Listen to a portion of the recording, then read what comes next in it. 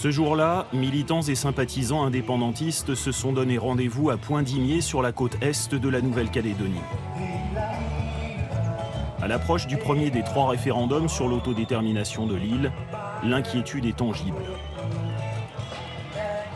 Les sondages donnent largement vainqueur le camp loyaliste, favorable au maintien dans le giron français. L'heure est donc à la mobilisation non violente. Je vais demander à tout le monde, il n'y a pas d'insultes, il n'y a pas de cris. On marche pour la dignité. Donc, c'est quoi la dignité? C'est être soi-même, là. Et c'est ça le 4 novembre. On va voter pour soi.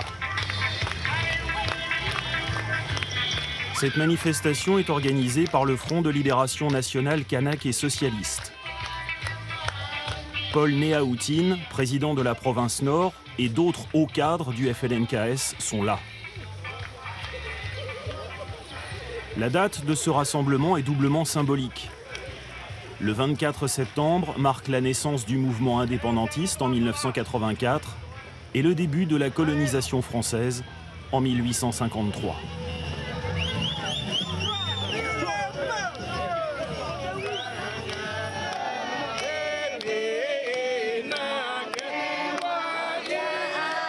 Des représentants de la nouvelle garde indépendantiste, comme le maire de Wailou, ont aussi fait le déplacement. Né en 1984, il n'a pas connu, comme ses aînés, les violences intercommunautaires qui ont déchiré l'île cette année-là et les suivantes. Son engagement n'en est pas moins affirmé.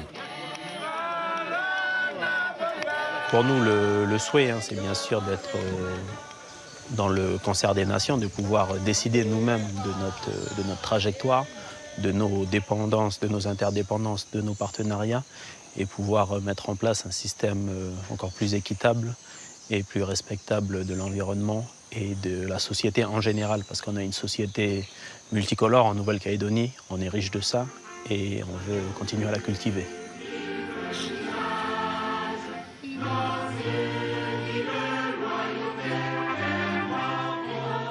Les indépendantistes estiment qu'une fois au pouvoir, ils géreront mieux les affaires du pays et seront plus respectueux des droits de chacun. Ils reconnaissent toutefois que la France a fait des efforts en matière de rééquilibrage, notamment foncier.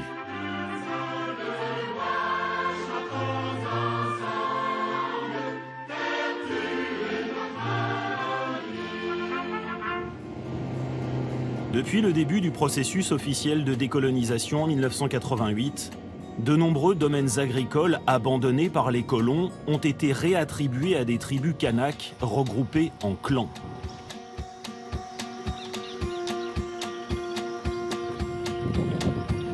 Pour s'en convaincre, il faut se rendre dans l'Est et le Nord, majoritairement indépendantistes.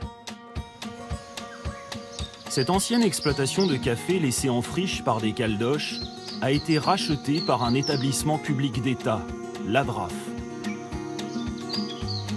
L'Agence de développement rural et d'aménagement foncier l'a ensuite attribuée à des Kanaks qui en avaient revendiqué la terre. En Nouvelle-Calédonie, le partage du foncier se fait sur des bases communautaires, chose impossible en métropole. Répartir les sols, c'est le rôle des GDPL. Ce sont des conseils tribaux qui accordent les droits d'exploitation de la terre. C'est le cas ici. Un quasi-septuagénaire a proposé aux responsables du clan, le mandataire, ici à droite, de venir faire fructifier une partie de ses sols. Comment vas-tu depuis la dernière fois que l'on s'est Édouard Asmodi-Medjo dispose désormais d'un petit terrain de 6 hectares sur lequel il fait pousser taro et igname, des tubercules extrêmement symboliques de la culture kanak.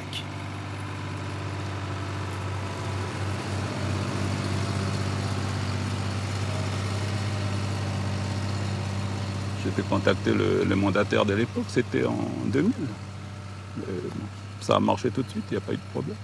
Mais ils se sont réunis, ils ont étudié votre cas? Oui, parce qu'ils sont toujours 5 ou 6 membres du GDPL.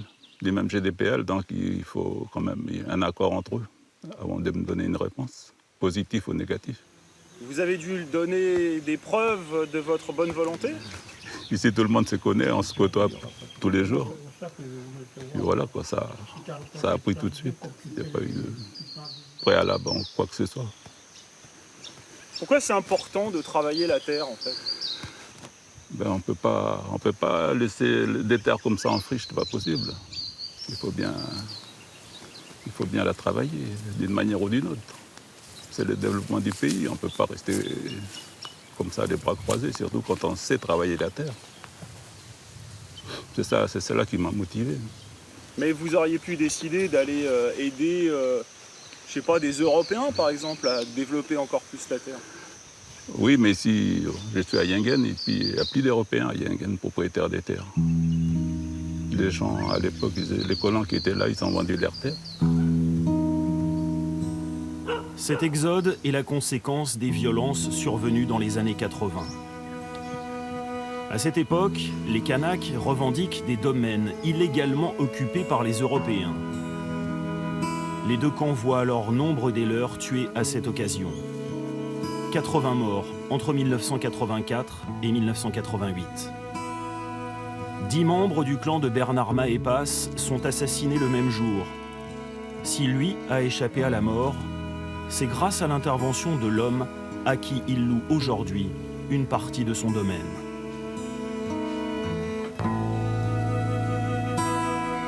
On était couché en bas et puis ils nous attendaient avec le fusil. Ça fait que nous, on allait directement sur le fusil. Et là, c'est à partir de là, ils nous ont canardés. Et moi, j'ai continué, j'étais blessé dans la main. Et après, j'ai continué, j'étais blessé au bas-ventre et j'ai tombé dans un semblant de fossé en bas. Et après, je suis descendu la rivière pour arriver à au moins 1 kilomètre, 2 kilomètres.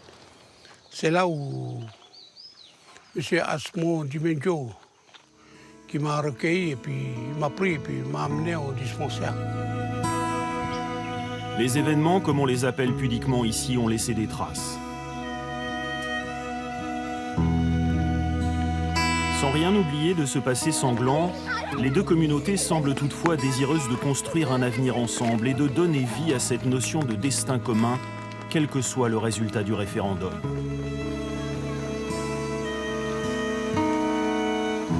Auguste Poinry est le mandataire d'un autre GDPL de la côte Est. Ici, certains de ces locataires ont une particularité, ils sont caldoches. Il y a même parmi eux l'ancien propriétaire des lieux. Exilé dans les années 80, Paul Douillère a voulu un jour revenir chez lui, comme il dit. Son retour a fait l'objet d'intenses débats, mais le clan a finalement donné son aval. C'est loin d'être la règle en terre kanak. Je crois que je suis le premier, mais je serai le dernier. Je crois qu'il y a un manque de discussion entre les gens aussi. Ils ne discutent pas assez. Ou je sais pas, peut-être ils partent comme les chevaux d'un côté avec des œillères, puis ils ne veulent pas voir à côté, ou je sais pas, je connais pas. Je dis ça comme ça au hasard, mais je sais pas. Je pense qu'il faut aller vers les autres puis discuter un peu. Il y a comme ça. S'ils auraient fait ça avant, on n'aurait pas été emmerdés comme ça d'ailleurs. Allez, on va aller voir ce champ. Un champ au moins. Il y en a encore après, mais ouh. Aujourd'hui, Paul Douillère exploite 30 hectares de Et terre. après ça, je vais C'est changer peu. d'arrosage. Mais dans cette partie de la Nouvelle-Calédonie, le relief montagneux douche les appétits de grandeur et de diversification agricole. Alors le locataire s'est concentré sur les fondamentaux de la culture kanak. Tu vois, c'est encore humide la terre. Puis nous, les douillards, on a toujours planté des ignames. Mon grand-père, avant, il plantait des ignames. Mon père, il plantait des ignames. Moi, je plantais des ignames. On a tous planté des ignames. Puis des tarots. Donc ça veut dire que s'il n'y a que les Kanaks qui plantent des ignames, ça veut dire que vous êtes un Kanak blanc? Ben, peut-être, oui. Sûrement. Oh, on passe au milieu. C'est ça. En l'espace de 40 ans, la part des terres exploitées par les Kanaks a doublé. Elle était de 9% en 1978. Elle est désormais de 18%. Mais rééquilibrage territorial ne rime pas forcément avec rééquilibrage économique, ce qui s'explique. Parmi les nouveaux propriétaires, certains ne veulent pas entendre parler d'exploitation intensive des sols. Ce qu'ils souhaitent, c'est satisfaire les besoins du clan et rien d'autre. Leur objectif est de parvenir, comme leurs ancêtres, à l'autosubsistance alimentaire. Aime-moi, qu'on aime une rose,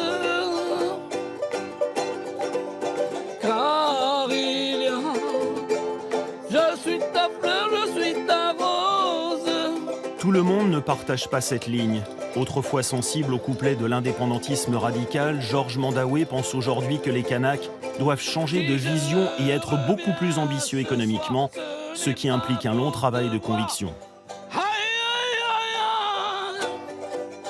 Comment ta terre, elle peut participer à produire des choses que le pays a besoin.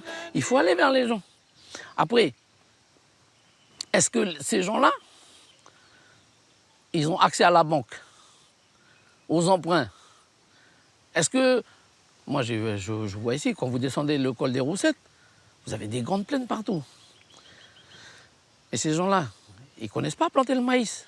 Quand vous voyez les champs de Caldoche, peut-être qu'ils ne maîtrisent pas.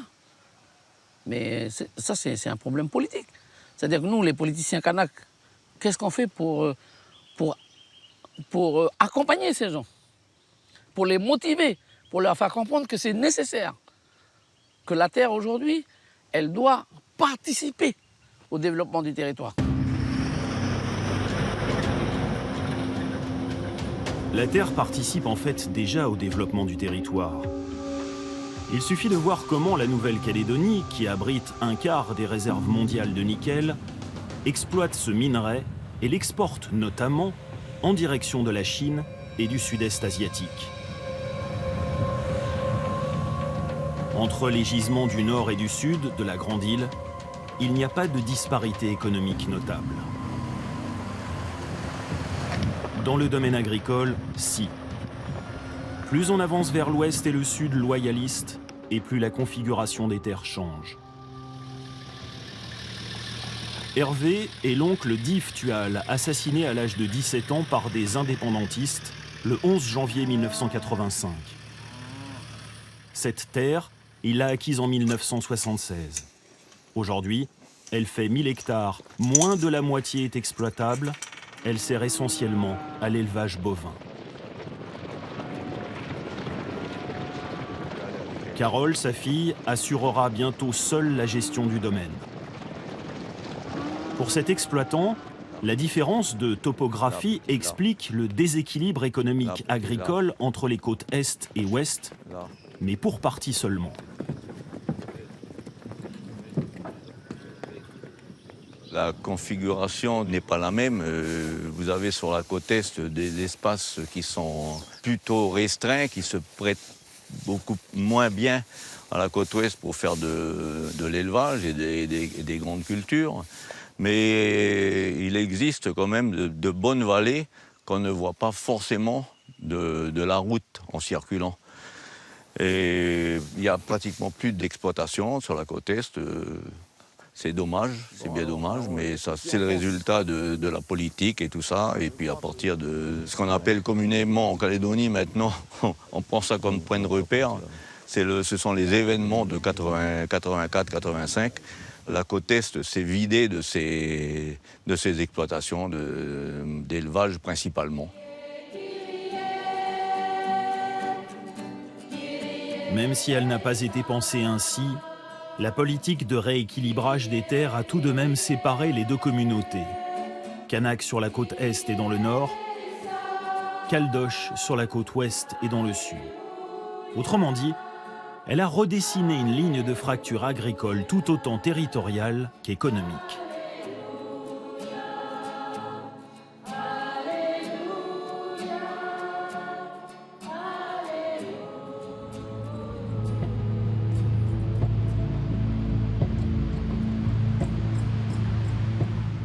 Pour le vérifier, nous avons rendez-vous avec le président de la Chambre d'agriculture.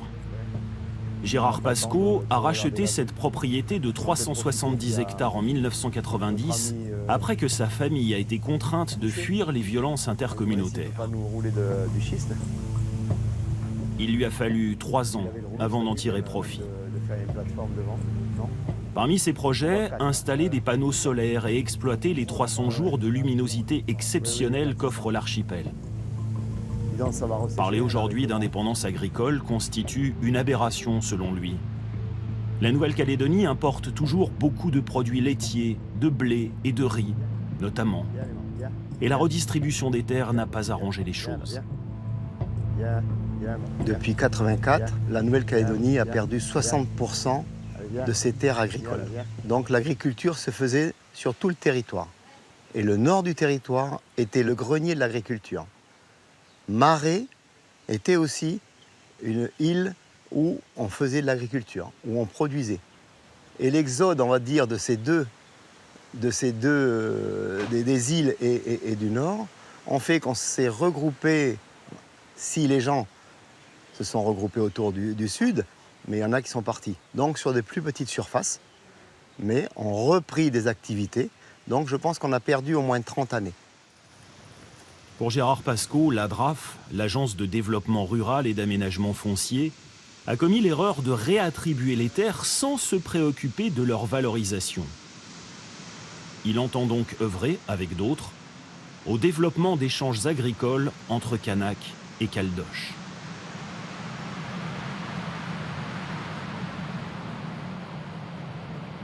Il y a 2 mois de ça, nous étions avec nos équipes de la Chambre d'agriculture, le syndicat des éleveurs, les services de la province Nord à Canala, et on a pu rencontrer des gens, des éleveurs, des nouvelles personnes qui veulent justement, qui ont des terrains et qui veulent les faire fructifier.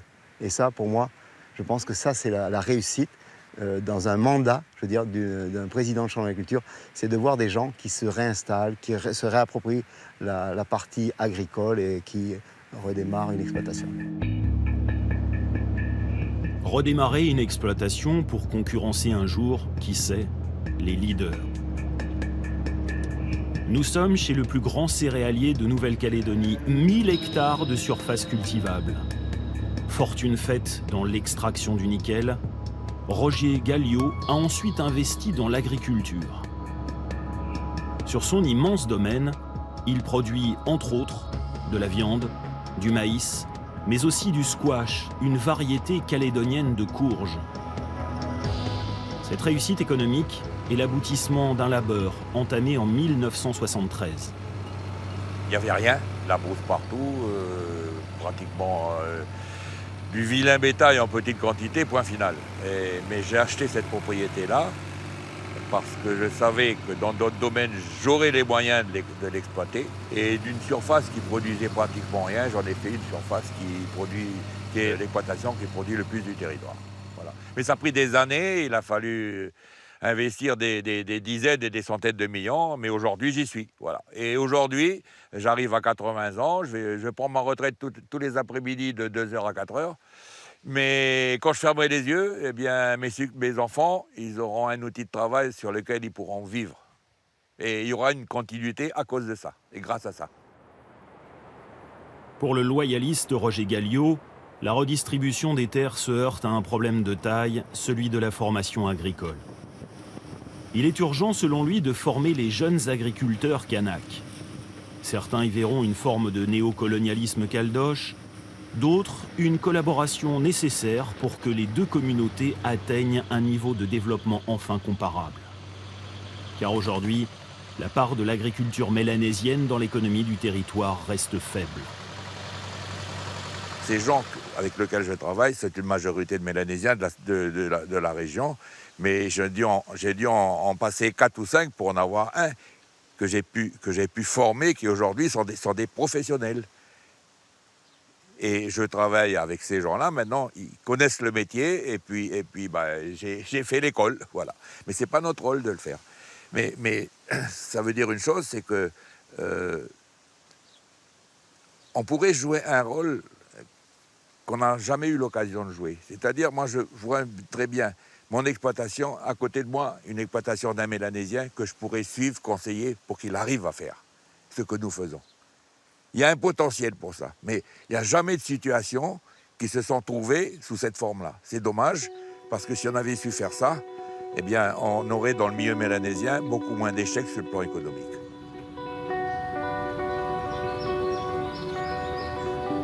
Aujourd'hui, la restitution des terres se poursuit, mais à un rythme beaucoup plus lent. Cela ne rassure pourtant pas certains caldoches qui craignent de nouvelles expropriations. C'est pourquoi nombre d'entre eux estiment indispensable l'établissement au plus vite d'une liste définitive des revendications territoriales kanaks afin de geler le processus de redistribution foncière. D'autant qu'aujourd'hui, certaines localités, jusqu'alors épargnées, font désormais face à des réclamations mélanésiennes. C'est le cas ici à Nouméa, la capitale.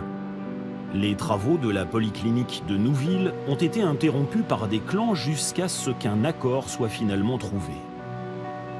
Il prévoit que des jeunes de tribus se chargent de l'entretien des lieux. La revendication en ressources humaines prendrait donc le relais d'une revendication territoriale en voie de finalisation. On pense que l'équilibre est atteint. Maintenant, il y a des situations qui restent très complexes encore, notamment dans le Grand Nouméa. C'est pour cette raison que le schéma et le modèle qui a été fait avec la polyclinique et le clan est intéressant pour la ville de Nouméa. Mais aussi, il y a d'autres communes de l'Ouest, on va dire des enclaves européennes, où d'autres clans qui ont été déplacés sur l'Est souhaiteraient y revenir. Là, on est sur des problématiques qu'il va falloir traiter dans les futures missions de l'agence. Aujourd'hui, certains agriculteurs ont une autre inquiétude, que la discorde divise les clans kanaks à propos du partage des terres et que la violence, jusque-là en sommeil, ressurgisse d'un coup. Noël Kabar est de cela, il sait de quoi il parle. En 1988, il a assisté impuissant à la destruction de son exploitation. Il avait pourtant reçu l'autorisation d'y rester, mais en quelques heures, la donne a changé. Les chefs coutumiers ont été dépassés par des jeunes totalement incontrôlables. Je pense que c'était normal et c'est logique de redonner du foncier aux Mélanésiens. Étant donné qu'au niveau de la colonisation, ils ont été plutôt repoussés dans les terres plus meilleures que dans les montagnes. Le problème qui risque de se passer, c'est que c'est au niveau clanique. Parce qu'il y a certaines terres que la DRAF a distribuées à certains clans mélanésiens qui sont revendiqués par d'autres clans mélanésiens. Donc ça risque dans certains cas de créer des troubles. L'identité kanak est fondée sur un lien particulier à la terre, précise le préambule de l'accord de Nouméa. Signé en 1998, il acte le transfert de compétences de la métropole vers la Nouvelle-Calédonie. La redistribution du foncier atteste que l'État français a voulu donner corps à cet engagement écrit. Cette entreprise de décolonisation doit-elle aller plus loin? C'est à cette question que les électeurs sont appelés à répondre, du moins ceux qui, le jour du vote, n'auront pas l'intention d'aller à la pêche.